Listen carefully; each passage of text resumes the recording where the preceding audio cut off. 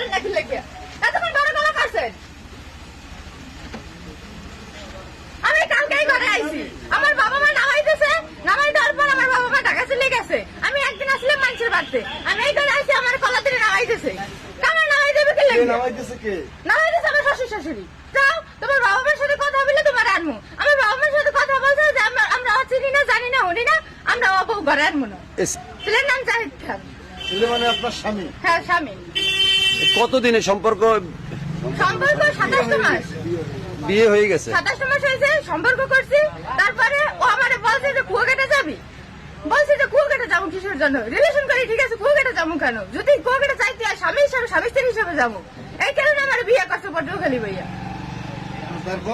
তারপর বিয়ে করার পর তারপর বলছে পটুয়াখালী যাই, কুয়াকাটা যাইবে, কুয়াকাটা যায় নাই।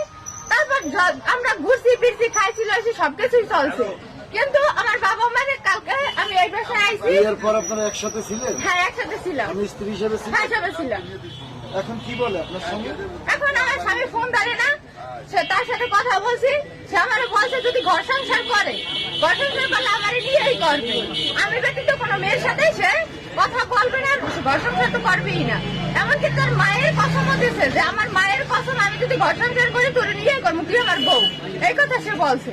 আপনার স্বামী এখন কোথায়? আমার স্বামী কোথায় আমি জানি না, তারা জানে, তাদের ছেলে তারা জানে। জাফর বাজার, বরগোপাল দি। আমার হাজবেন্ডের নাম জাহিদ। এই বাসা।